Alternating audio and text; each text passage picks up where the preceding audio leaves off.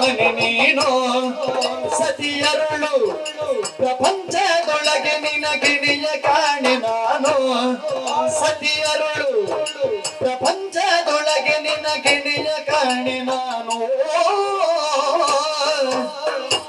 ವಂಚಿಸದ ರೋಗಿಲೆ ಕೊಂಚ ನೀನಳುಗದೆ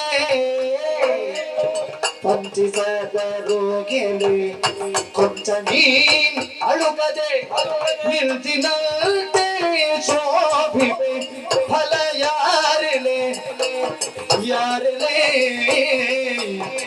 ಚಂಚಲ ಜಿಗರ ಸಂತಿತ ಮನೆ ನೀನು ಅರ ಸಂಜೆ ಗಮನೆ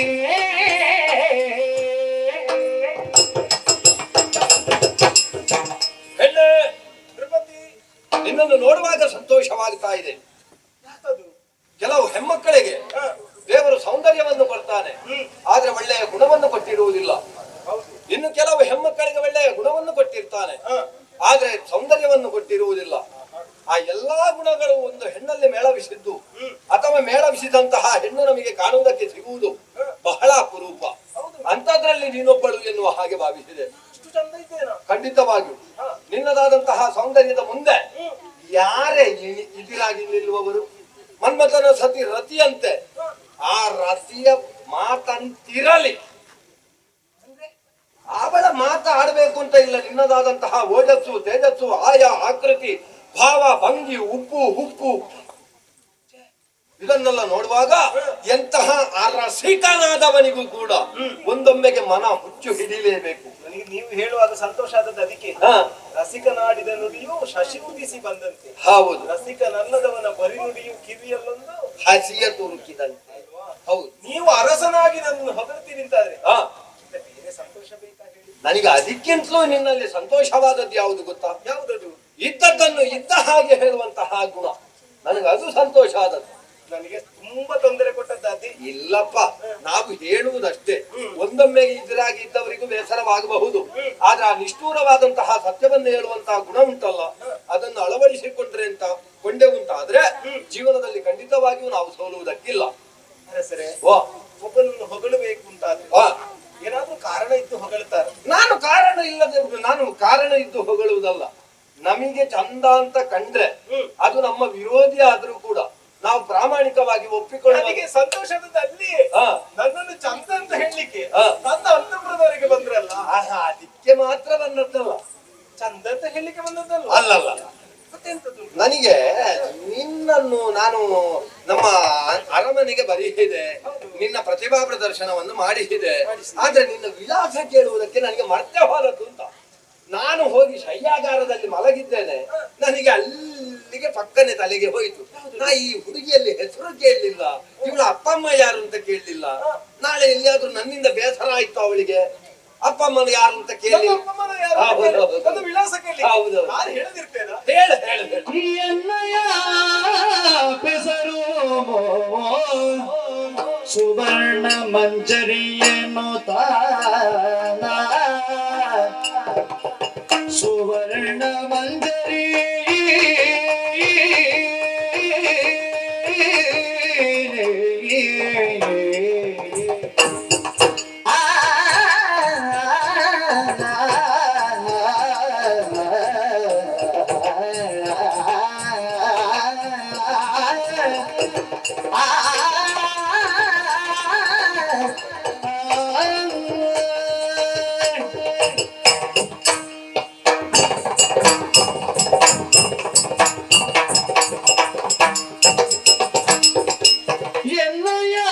ಪೆಸರು ಸುವರ್ಣ ಮಂಜರಿಯನ್ನು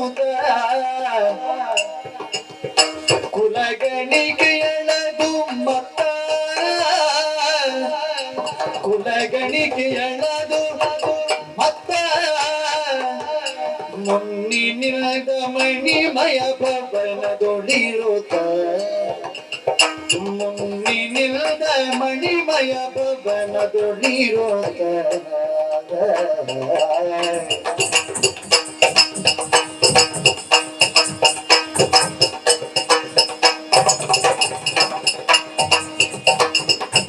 ಕನ್ನಿತ ನದಿ ಸಂಪೂರ್ಣ ನಿಧನದಿ ಸಂಪೂರ್ಣ ಕಲಿದೆ ಧ್ರುವರಲ್ಲ ನಿಲ್ಲ ಮನ್ನಡಿಯುಂಧನಗಳು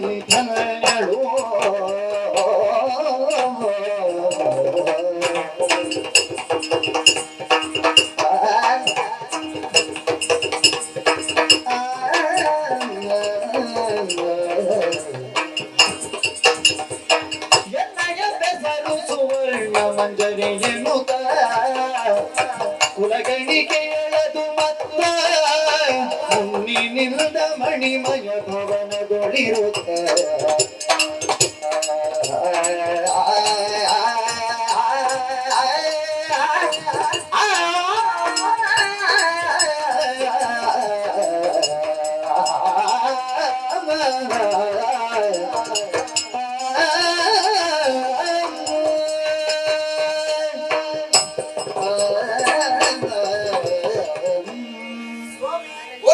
ವಿಶಾಲವಾದ ಹೃದಯ ಹೊಂದಿದವರು ಎನ್ನುವುದನ್ನು ನೀವು ಆಚರಿಸಿದ ಕರ್ಮದಿಂದಲೇ ಅರಿತುಕೊಳ್ಳುವುದಕ್ಕೆ ನನಗೆ ಸಾಧ್ಯವಾಯಿತು. ಒಳ್ಳೆಯ ಮಾತು. ಅರಮನೆಗೆ ಬಂದವಳು ಕಲಾವಿದೆ ಎನ್ನುವ ಕಾರಣಕ್ಕಾಗಿ ಪೂರ್ವಾಪರವನ್ನು ವಿಚಾರಿಸದೆ ಕಲೆಗೊಂದು ಆಶ್ರಯವನ್ನು ಕೊಡಬಹುದಾದಂತಹ ನಿಮ್ಮ ಹೃದಯ ಶ್ರೀಮಂತಿಕೆ ಉಂಟಲ್ಲ, ಅದು ನಮ್ಮನ್ನು ಅತ್ಯಂತ ಸಂತೋಷವಾಗಿಡಿಸ್ತಾ ಇದೆ. ಹಾಗಾದ್ರೆ ಅದಕ್ಕೆ ಏನು ಮಾಡೋಣ? ಅದಕ್ಕೆ ಎಲ್ಲ ವಯಸ್ಸಿನ ಮಾನದಂಡ ಉಂಟು. ಆದ್ರೆ ಕೆಲವರು ಸ್ವಲ್ಪ ಕೆಲಸ ಉಂಟು. ಅದಕ್ಕೆ ಅಷ್ಟು ಸುಲಭದಲ್ಲಿ ರಾಜ್ಯ ಪ್ರಶಸ್ತಿ ಎಲ್ಲ ಸಿಗುವುದಿಲ್ಲ. ಹಾಗಾದಲ್ಲಿ ಅಪೂರ್ವವಾದ ಸಾಧನೆ ಮಾಡಿದ್ರೆ ಸಿಕ್ಕದಿರ್ತದ? ಹೌದೌದು, ಸಿಗ್ತದೆ. ಅದಕ್ಕೋಸ್ಕರವಾಗಿ ನಿಮ್ಮನೆಗೆ ಬರ್ಬೇಕು ಅಂತ ಆಸೆಯನ್ನು ಇರಿಸಿ ಬಂದದ್ದು. ಹಾಗಾಗಿ ನನ್ನ ಹೆಸರು ಸ್ವರ್ಣ ಮಂಜರಿ, ತಾಯಿ ಮದನ ಮಂಜರಿ. ನಾನು ಹೀಗೆ ಬಂದದ್ದು. ನಾನೊಂದು 2 ದಿವಸ ಇರ್ಲಿಕ್ಕೆ ಹೇಳಿದ್ದೀರಿ, ನಾನು ಮತ್ತೆ ಹೋಗ್ಲಿಕ್ಕೆ ಉಂಟು. ನನಗೆ ಹೋಗುವಾಗ ಬೇಕಾದಷ್ಟು ಕೊಟ್ಟರೆ ಸಾಕು.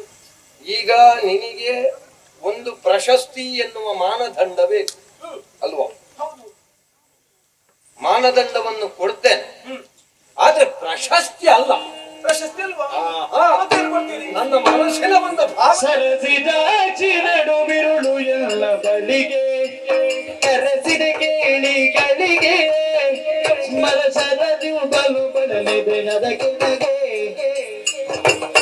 ಸ್ಮರಸರದು ಬಲು ಬಡಲಿದೆ ಅದಕ್ಕೆ ಇರುತ್ತಲ್ಲ ಮಂದಿರದಿ ಕಾಯ ಸುಖ ಕರುಣಿಸು ಗಣಿಕಾಂಗನಿಯರ ಧರ್ಮದಿ ಕರುಣಿಸು ಗಣಿಕಾಂಗನಿಯರ ಧರ್ಮದಿ ಸರಸಿದಾಜಿ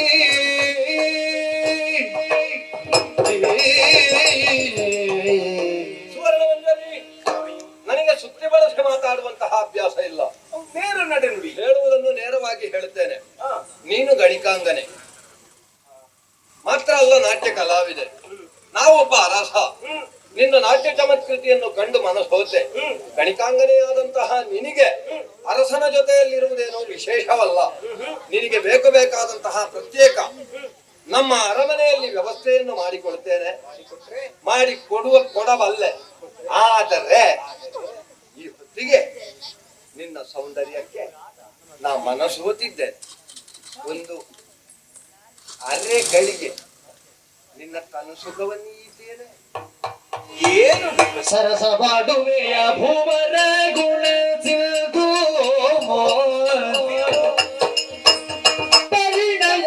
ಪರಿಣಯವಾಗದಿರುತ್ತಲಿ ಎಲ್ಲರಿದು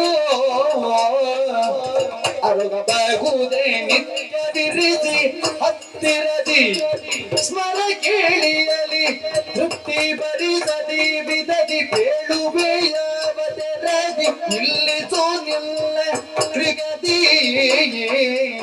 ಸರಸವಾಡುವೆಯ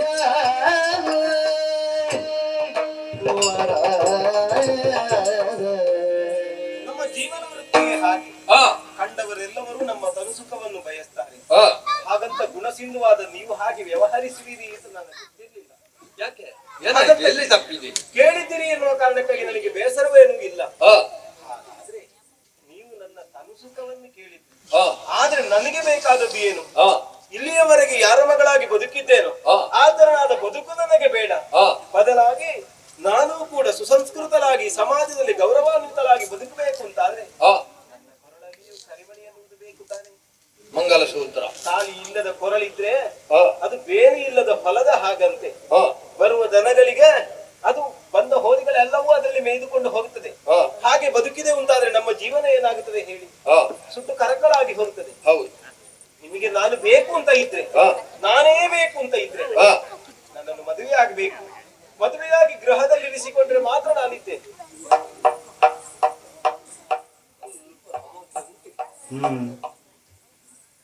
ಮದುವೆ ಅಲ್ಲ, ನಾ ಏನು ಮಾಡಿದ್ರು ನಿನ್ನನ್ನು ಬಿಟ್ಟಂತೂ ಇರುವಂತಹ ಮನಸ್ಥಿತಿಯೇ ನನಗಿಲ್ಲ. ನನ್ನನ್ನು ಬಿಡ್ಲಿಕ್ಕೆ ಆಗುದಿಲ್ಲ ಅಂತಂದ್ರೆ ಮದುವೆ ಆದ್ರೆ ಆಯ್ತು. ಮದುವೆ ಆಗುವ ಈಗಲೇ ಆಗಬೇಕು ಅಂತ ಏನು? ಅದಾಗ್ತದ? ಇನ್ನೊಂದು 2 ತಿಂಗಳು ಕಳೀಲಿ ಸ್ವಾಮಿ. ಓ. ಮನಸ್ಸು ಎನ್ನುವುದು ಹುಚ್ಚು ಕುದುರೆಯಾಗಿ. ಹೌದಾ? ಊಟ ಮಾಡಿ ಹೋಗು ಅಂತ ಹೇಳಿದ ರಾಮ ಅವಾಗ ತಂದೆಯೊಟ್ಟಿಗೆ ಹೇಳಿದಂತೆ ಆಗುದಿಲ್ಲ ಅಂತ. ಊಟ ಮಾಡಿದ್ರೆ ನನ್ನ ಹೊಟ್ಟೆಗೆ ಊಟ ಹೋದ್ರೆ ನಾನು ಇಲ್ಲೇ ಇದ್ದೇನು ಅಂತ. ಆ ದೇವರಿಗೆ ಗೊತ್ತುಂಟಂತೆ ಮನಸ್ಸು ಹುಚ್ಚು ಕುದುರೆ ಅಂತ. ಮತ್ತೆ ಒಂದುಂಟು, ಏನು? ಬರೇ ಮದ್ವೆ ಆಗುದಲ್ಲ, ಮತ್ತೆ ನಿಮ್ಮನ್ನು ಮದುವೆಯಾದ ಕಾರಣಕ್ಕಾಗಿ ನನ್ನ ಹೊಟ್ಟೆಯಲ್ಲಿ ಒಬ್ಬ ಮಗ ಹುಟ್ಟಿ ಅವನಿಗೆ 18 ವರ್ಷವಾಗುವಾಗ ಪೀಠವನ್ನು ಅವನಿಗೆ ಕೊಡ್ತೇನೆ ಅಂತ ಭಾಷೆ ಕೊಡ್ಬೇಕು. ಈಗ ಮಗ ಹುಟ್ಟಿದ್ರೆ ಇಲ್ಲಿಯ ಬೀಜ ಅವನಿಗೆ ಕೊಡ್ಬೇಕು. ಒಂದು ವೇಳೆ ಮಗಳು ಹುಟ್ಟಿದ್ರೆ ಮತ್ತೆ ಮಗ ಹುಟ್ಟುವಲ್ಲಿವರೆಗೆ ಕಾಯುವ. ಇದು ಒಳ್ಳೆದು. ಮಗ ಹುಟ್ಟುವಲ್ಲಿವರೆಗೆ ಕಾಯ್ಲಿಕ್ಕೆ ಉಂಟು. ನಿಮಗೆ ಗೊತ್ತಿಲ್ಲ, ಮಗಳು ಹುಟ್ಟಿದ್ರೆ ಹೆಚ್ಚು ಲಾಭ. ಏನು ಅದು ಗೊತ್ತುಂಟಾ? ನಿಮಗೆ ಒಂದು ಮಗಳು ಹುಟ್ಟಿತಾ? ನಿಮ್ಮ ಹತ್ರ ಇಲ್ಲಿಯವರೆಗೆ ಇದ್ದದ್ದು ಯಾವುದು? ಪಾಂಡ್ಯದ ದೇಶ ಮಾತ್ರ. ಹೌದು. ಒಂದು ಬದಿಯ ರಾಷ್ಟ್ರಕ್ಕೊಬ್ಬ ಮಗಳನ್ನು ಮದುವೆ ಮಾಡಿ ಕೊಡಿಯಂತೆ. ಆ ರಾಷ್ಟ್ರ ಮುಂದಕ್ಕೆ ನಮ್ಮದಾಗುದಿಲ್ವಾ? ಹೌದಾ? ಒಳ್ಳೆ ನೋಡಿ, ನನ್ನನ್ನು ಮದುವೆ ಆದ್ರೆ ಇಷ್ಟುಂಟು ನನ್ನ ಹತ್ರ. ಸರಿ. ಈಗ ನಿನಗೆ ಗಂಡು ಮಗ ಹುಟ್ಟಿದ್ರೆ ಅವನಿಗೆ 18 ವರ್ಷ ಆಗುವಾಗ ನಾನು ಅವನಿಗೆ ಈ ರಾಜ್ಯದ ಅಭಿಷೇಕವನ್ನು ಮಾಡಬೇಕು. ನಿನ್ನ ಮಗನಿಗೆ 18 ಆಗುವಾಗ ನನಗೊಂದು 60 ಆಗುವುದಿಲ್ವೇನೆ? ಈಗ ಸಾಧಾರಣ ಎಷ್ಟಾಯ್ತು? ಈಗ ಒಂದು 30 ಆಯ್ತಲ್ಲ. 18ಕ್ಕೆ ಲೆಕ್ಕಾಚಾರ ಅಂತಲ್ವ ಅದು ಹಾಗೆ. ಸಾಧಾರಣ ಒಂದು 28-30 ಆಗುವಲ್ಲಿಯವರೆಗೆ ಸಾಧಾರಣ ವಯಸ್ಸನ್ನು ಕಮ್ಮಿ ಮಾಡಿ ಹೇಳುದು. 60 ದಾಟಿದ ಮೇಲೆ ಹೇಳುದು ನನಗೆ 75 ಆಯ್ತು. ಹೌದು. ನಾವು ಹಾಗಲ್ಲ, ನಾವು ಸ್ಪಷ್ಟವಾಗಿ ಹೇಳುವವರು. ಯಾಕಂದ್ರೆ ನನ್ನದಾದಂತಹ ಕಾಯದ ಕಸುವು ಇಂಗಿದ ಮೇಲೆ ರಾಜ್ಯದ ಬಗ್ಗೆ ವ್ಯಾಮೋಹ ನನಗಿಲ್ಲ. ನಿನ್ನ ಮಗನಿಗೋ ಅಥವಾ ನಮ್ಮ ಮಗನಿಗೆ ನಿನ್ನ ಮಗ ಅಂತ ಆಗುದು ಹೇಗೆ? ಅದು ಅಲ್ಲ, ಅಲ್ಲಿ ಪಟ್ಟ ಸಿಗುವಾಗ ನನ್ನದೇ ಮಗ. ಯಾಕೆ ಗೊತ್ತುಂಟಾ? ಎಲ್ಲಿಯಾದ್ರೂ ನೀವು ಆ ಹೊತ್ತಿಗೆ ರಾಜ ಬಹುಪತ್ನಿವಲ್ಲ ಭಾವುದಾ? ಹೌದು. ನೀವು ನನ್ನನ್ನು ಚಂದ ಇದ್ದೀರಿ ಅಂತ ಹೇಳ್ತೀರಿ. ನಾಳೆ ಇನ್ನೊಬ್ಳು ಬರ್ತಾಳೆ ನಾಟ್ಯಗಾರ್ತಿ, ಅವಳನ್ನು ಚಂದ ಇದ್ದೀರಿ ಅಂತ ಹೇಳ್ತೀರಿ. ರಾತ್ರಿ ಹೀಗೆ ಬರ್ತೀರಿ, ಅವಳನ್ನು ಮದುವೆ ಆಗ್ತೀರಿ, ಅವಳಿಗೊಂದು ಮಾತು ಬರ್ತೀರಿ. ಅದಾಗುದಿಲ್ಲ. ಒಂದು ವೇಳೆ ಅದು ನಡೆಯಬಹುದಿತ್ತೋ ಏನೋ. ಆದ್ರೆ ನೀ ಈಗ ಹೇಳಿದೆ ಅಲ್ಲ, ತನು ಸುಖವನ್ನು ಈಬೇಕು ಅಂತ ಆದ್ರೆ ನನ್ನಿಂದ ನಿನ್ನಲ್ಲಿ ಹುಟ್ಟಲ್ಪಡುವ ಮಗನಿಗೆ ಈ ರಾಜ್ಯದ ಅಧಿಕಾರವನ್ನು ಕೊಡಬೇಕು. ಇಷ್ಟು ಜಾಗ್ರತೆ ಮಾಡಿದ ನೀನು ಇನ್ನೊಬ್ಬಳು ಹೆಣ್ಣು ಈ ಮನೆಗೆ ಬರ್ಲಿಕ್ಕೆ ಬಿಡ್ತೀಯ? ನೀನು ಕರದಲ್ಲಿಟ್ಟಿದ್ದೇನೆ. 18 ವರ್ಷ ಪ್ರಾಯ ಪ್ರಬುದ್ಧ ನಿನ್ನ ಮಗನಾಗುವಾಗ ಈ ರಾಜ್ಯದ ಅಧಿಕಾರವನ್ನು ಅವನಿಗೆ ಕೊಡ್ತೇನೆ. ಅವ ಬರುವ ಇದನ್ನು ಒಟ್ಟಿಗೆ ಕಳಿಸ್ತೇನೆ. ಕೊಡ್ತೀರಲ್ಲ? ಈಗ ಒಂದು ಅರೆಗಳಿಗೆ ಕೊಡ್ತೀರಲ್ಲ? ಹೌದಲ್ಲ? ಹೀಗೆ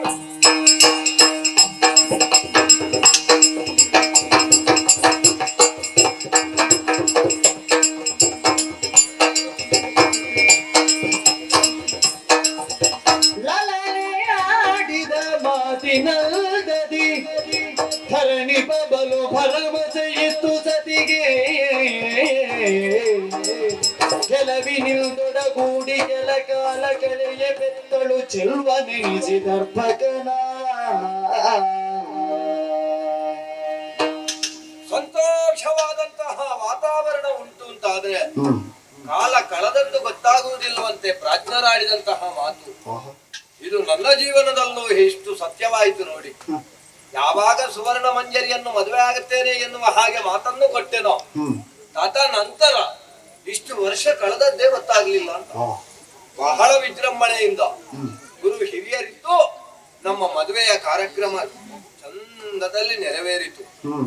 ನಮ್ಮಿಬ್ಬರ ದಾಂಪತ್ಯ ಜೀವನದ ಫಲವಾಗಿ ಪ್ರಥಮವಾಗಿ ಹುಟ್ಟಿದ್ದೇ ಗಂಡು ಮಗ. ನನ್ನ ಹೆಂಡತಿ ಒಂದು ನಾಲಿಗೆ ನೋಡಿ, ಗಂಡು ಮಗ ಹುಟ್ಟಿದ್ರೆ ಅಂತ ಹೇಳಿದ್ದಾಳೆ. ಗಂಡು ಮಗನೇ ಹುಟ್ಟಿದ. ಹುಟ್ಟಿದಂತಹ ಮಗುವಿಗೆ ಚೌಲಾದಿ ಕರ್ಮಗಳನ್ನು ಮಾಡಬೇಕಲ್ಲ. ಆದ್ರಿಂದ ಕುಲಪುರೋಹಿತರನ್ನು ಬರುವುದಕ್ಕೆ ಹೇಳಿ ಅವನದ್ದಾದಂತಹ ಜಾತಕವನ್ನು ಪರಿಶೀಲಿಸಿದಾಗ ರಾಜಯೋಗವುಳ್ಳ ಮಗುವಾದ ಕಾರಣ ಜಯವು ಆತನಿಗೆ ಸೇರಬೇಕು ಎನ್ನುವುದನ್ನು ಬಯಸಿದಂತಹ ನಾನು ಜಯವರ್ಮ ಎನ್ನುವ ಹಾಗೆ ಹೆಸರನ್ನು ಸರಿ ವಿದ್ಯಾಭ್ಯಾಸ ಕುವರ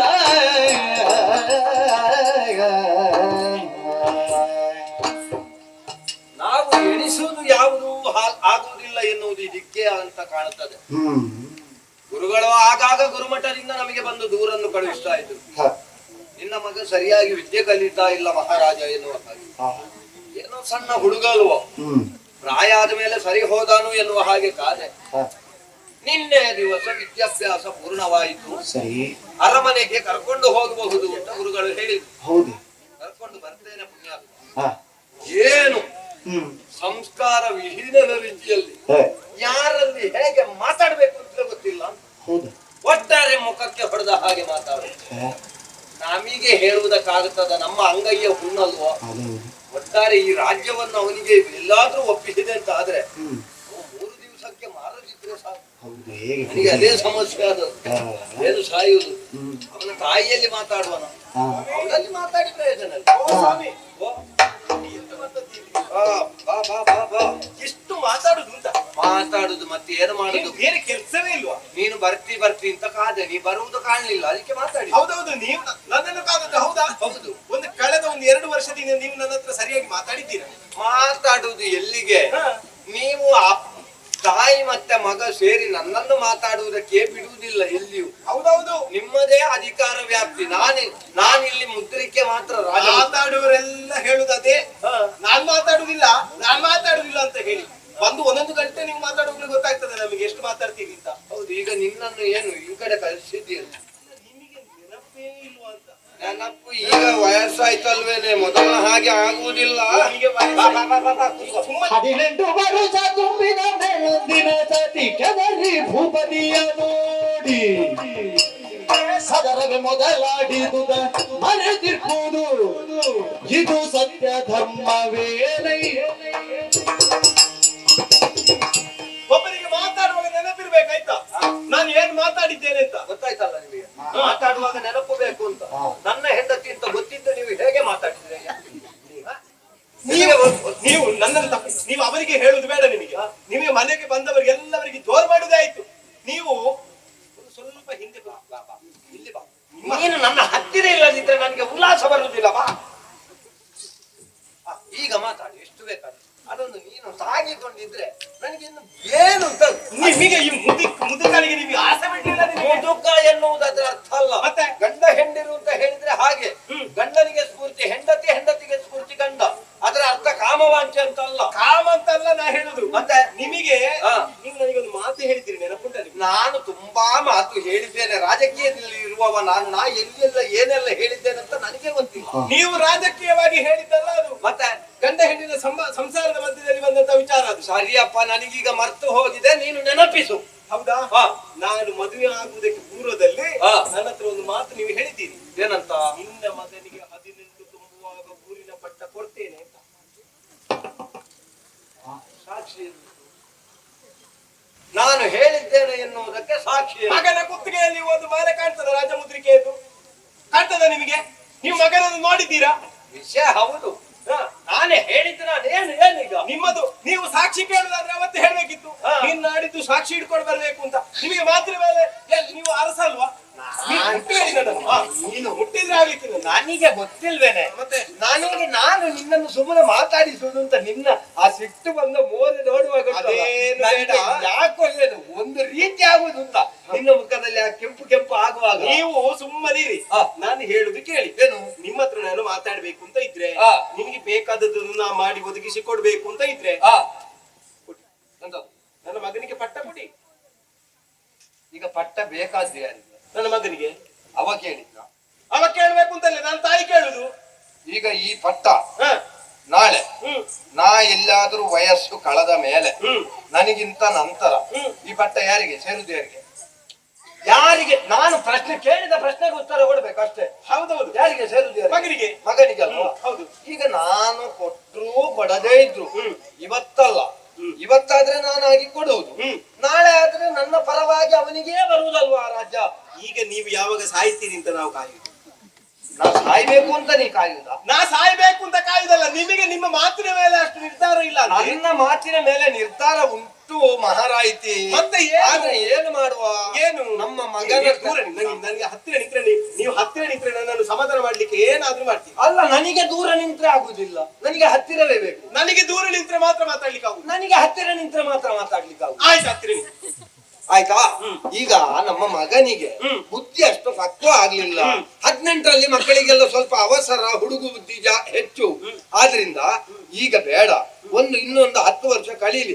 ಈಗ ನಾನು ಕೊಂಡು ಹೋಗ್ತೇನೆ, ಈಗ ನಾನು ಹೋಗುವಾಗ ಕೊಂಡು ಹೋಗ್ತೇನಾ? ಇಲ್ಲ. ನೀನು ಹೋಗುವಾಗ ಕೊಂಡೋಗ್ತೀಯಾ? ಇಲ್ಲ.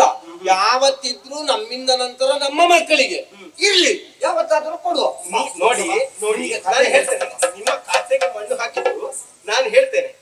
ಒಬ್ಬ ರಾಜಕುಮಾರನಿಗೆ ಎಷ್ಟು ವರ್ಷ ವಿದ್ಯಾಭ್ಯಾಸ? ಒಬ್ಬ ರಾಜಕುಮಾರನಿಗೆ 12 ವರ್ಷ ಅಂತ ಲೆಕ್ಕ. ಈಗ ವರ್ಷ ಎಷ್ಟಾಯ್ತು? ಹೌದು, 18 ಆಯ್ತಾ? 18 ಆಯ್ತು. ಮೀಸೆ ಚಿಗುರ್ಲಿಲ್ವ ಅವನಿಗೆ? ಮೀಸೆ ಚಿಗುರಿತು. ಈಗ ಅವನಿಗೆ ಮದುವೆ ವಯಸ್ಸಾಗ್ಲಿಲ್ವ? ಈಗ ಮೀಸೆ ಬಂದವರಿಗೆ, ಮೀಸೆ ಬಂದವರಿಗೆಲ್ಲ ಬುದ್ಧಿ ಬೆಳೆದಿದೆ ಎನ್ನುವುದು ಅರ್ಥ ಅಲ್ಲ. ಹಾಗೆ ಅದು ನಿಮ್ಮ ನೋಡುವಾಗಲೇ ಗೊತ್ತಾಯ್ತು. ಮಂಜು, ಒಳ್ಳೆ ಬುದ್ಧಿ. ಮಂಜು, ನಾನು ಹೇಳುವುದು ಕೇಳು. ನನ್ನ ಹೆಂಡತಿಯನ್ನು ನಾನು ಹೇಳ್ತೇನೆ. ನೀವು ನನ್ನ ಹೆಸರು, ನೀವು ಎಲ್ಲಿಯೋ ಬೇರೆ ಒಂದು ಸಂಬಂಧ ಉಂಟು. ಸುವರ್ಣ ಮಂಜರಿಯನ್ನು ನೀವು ಮಂಜು ಯಾಕೆ ಕರೆದದ್ದು? ನನಗೆ ಅದಾಗ್ಬೇಕು. ಈಗ ಮೊದಲು ಅದು ಹೇಳಿ, ಅದು ಹೇಳಿ. ನೀವು ಹೊರಗಿಂದ ಹೋಗಿದ್ದೀರಿ ಹೇಳಿ. ನಾನು ಹೊರಗೆ ಹೋಗ್ಲಿಲ್ಲ, ಹೋಗ್ಲಿಕ್ಕೆ ನೀವು ನನ್ನ ಮಗನಿಗೆ ಕೊಡುದಿಲ್ಲ ಅಂತ ಹೇಳುದು ಅದಕ್ಕೆ. ಎಲ್ಲಿಯೋ ಯಾರದೋ ಮನೆಗೆ ಹೋಗ್ತೀರಿ, ಅಲ್ಲಿ ಒಂದು ಮಗು ಉಂಟು ನಿಮಗೆ. ನನಗೆ ಗೊತ್ತಾಯ್ತದು. ನೀವು ಅದಕ್ಕೆ ನೀವು ನಿಮ್ಮನ್ನು ನಂಬಲಿಕ್ಕೆ ಆಗುದಿಲ್ಲ ನಿಮಗೆ. ಅಲ್ಲ, ನನ್ನನ್ನು ನೋಡುವಾಗ ನಿನ್ನನ್ನು ಬಿಟ್ಟು ಬೇರೆ ಎಲ್ಲಿಯಾದ್ರೂ ಒಂದು ಮಗು ಉಂಟು ಅಂತ ಹೇಳ್ತಿಯಲ್ಲ, ಯಾರಾದ್ರೂ ನಂಬಿಯಾರ ಪುಣ್ಯ? ಅದು ಹಾಗೆ ಮತ್ತೆ ಮಾಡುವ ಯಾವುದನ್ನು ಹೇಳುದಿಲ್ಲ, ಆಯ್ತಾ? ನನಗೆ ಗೊತ್ತಿಲ್ಲ ಅಂತ ಹೇಳುದು. ನೀನು ನನ್ನನ್ನು ಸುಮ್ಮನೆ ಇಲ್ಲಾದ್ರೆ ಮಾತಾಡಿಸಬೇಡ. ನಾನು ಆದಷ್ಟು ತಾಳ್ಮೆಯಿಂದ ಇದ್ದೇನೆ. ಯಾಕಂದ್ರೆ ವಯಸ್ಸಾದವರಿಗೆ ಸಿಟ್ಟು ಬರಬಾರ್ದು ಎನ್ನುವ ಕಾರಣಕ್ಕೆ ನಾನು ಇಷ್ಟು ಸೈರಿಸಿ ಇರುವುದು ಬಿಟ್ರೆ, ಇಲ್ಲದಿದ್ರೆ ಹೆಂಗಸರಿಗೆಲ್ಲ ಸ್ವಾತಂತ್ರ್ಯ ಹೆಚ್ಚು ಕೊಡಬಾರ್ದು. ಹೆಂಡತಿಗೆಲ್ಲ ಮಾತಾಡ್ಲಿಕ್ಕೆ ಬಿಟ್ರೆ ಒಂದು ಕಪಾಲಕ್ಕೆ ಬಿಡ್ಬೇಕು ಅಂತ. ಹೌದಾ? ನೀವು ಬಿಡುದು ಹೌದಾ? ನನ್ನ ಮಗನಿಗೆ ಕೊಡುದಿಲ್ವಾ? ನಿನಗೆ ನಾ ಹೇಳುವುದು ಕೇಳು. ನನಗಿಂತ ನಂತರ ನಿನ್ನ ಮಗನಿಗೆ ಈ ರಾಜ್ಯ. ಹೌದಾ? ನನಗೆ ಬೇರೆ ಮಕ್ಕಳು ಉಂಟಾ? ನನಗೆ ಬೇರೆ ಮಕ್ಕಳಿಲ್ಲ. ಇಲ್ಲ. ಈಗ ನನಗೆ ಬೇರೆ ಹೆಂಡತಿ ಉಂಟಾ? ಹೌದು. ಇಲ್ಲ. ನನಗಿರುವವಳು ನೀನೊಬ್ಬಳೆ ಹೆಂಡತಿ. ಹೌದು. ನನಗಿರುವವ ಅವನೊಬ್ಬನೇ ಮಗ. ಹೌದು. ನನಗಿಂತ ನಂತರ ನಿಮಗಿಬ್ಬರಿಗೆ ನೀವು ಏನು ಬೇಕಾದ್ರೂ ಮಾಡಿಕೊಳ್ಳಿ. ಹೌದು. ಇದ್ದಷ್ಟು ದಿವಸ ನಾವು ಕತೆ ಹೇಳುವ. ಇಲ್ಲಿ ನಿಂತುಕೊಳ್ಳಿ.